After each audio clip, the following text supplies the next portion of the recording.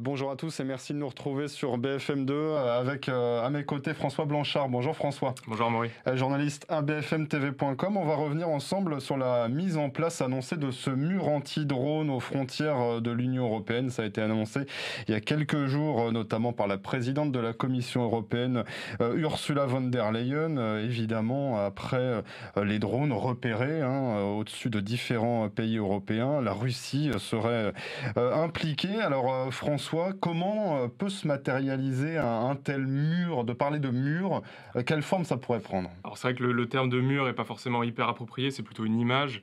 On va plutôt parler en fait d'un réseau de capteurs qui vont être placés le long de la frontière orientale de l'Union européenne. Donc en fait le long de tous les pays qui sont situés près de la Russie et de la Biélorussie. Et donc c'est plein de petits capteurs. Alors les drones, c'est vraiment des engins qui sont tout petits, donc faut vraiment que ce soit fait à une échelle assez réduite. Et c'est vraiment plusieurs petits capteurs qui vont être placés tout le long de la frontière, donc c'est vraiment un investissement qui est assez important. Et le but, c'est voilà, à chaque fois qu'un drone va passer, il sera détecté et éventuellement, s'il est dangereux, il sera détruit. Alors ça, c'est quelque chose qui existe déjà aujourd'hui, ce genre de petits capteurs. Il y en a déjà dans l'Union européenne ou Il non? y en a un petit peu, les pays baltes, notamment avec la Pologne, ont commencé à engager un travail là-dessus en début d'année sur un drone, un mur de drones sur la Baltique.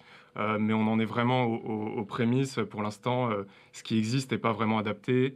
Ce qu'on a vu en Pologne, quand en fait, les drones sont rentrés dans l'espace aérien polonais, c'est qu'en fait, on a fait décoller des avions de chasse qui ont en fait envoyé des énormes missiles sur les drones. Donc les moyens engagés sont assez disproportionnés et surtout, c'est très coûteux quand on envoie un missile qui peut coûter plusieurs centaines de millions d'euros. Certains coûtent même jusqu'à 1 million d'euros sur des drones qui sont tout petits, qui sont construits en série et qui sont pas chers en fait.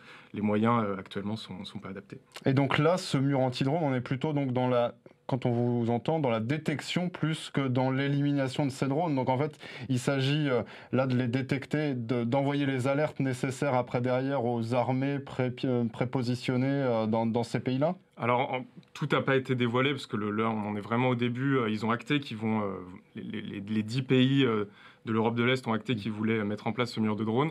La question des moyens, c'est encore, tout est sur la table, quoi. Il est question éventuellement de brouiller les drones. Il existe des canons de brouillage, c'est ce qui existe sur le front en Ukraine.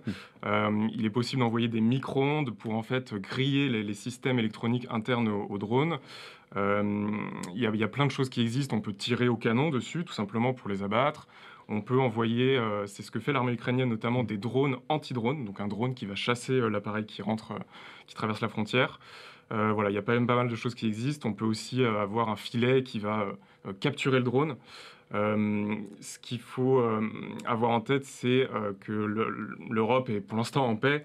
Et donc, quand on détruit un drone, il faut faire attention à ce qui se passe en dessous. Et il ne faut pas que ça retombe sur une habitation ou sur des civils. C'est pas comme sur le front ukrainien où on peut tout simplement détruire le drone et puis voilà, il tombe sur un champ dans un pays européen. C'est différent, il faut faire attention. Et c'est toujours derrière d'évaluer la menace possible de ces drones. Ça peut être des drones de loisirs aussi. Bon, peut-être un peu compliqué à la frontière, évidemment, de penser à ça, mais Ouais, c'est ça. c'est toujours d'identifier une menace potentielle quand on voit juste un drone passer. C'est ça, c'est ce que m'expliquait un militaire, c'est que l'usage civil des drones est extrêmement répandu en ce moment, en pleine explosion depuis voilà, une dizaine d'années. Et donc effectivement, il faut différencier le drone inoffensif du drone nocif. Et ça, c'est pas toujours facile à faire. Et surtout, il faut le faire dans un laps de temps qui est très très court.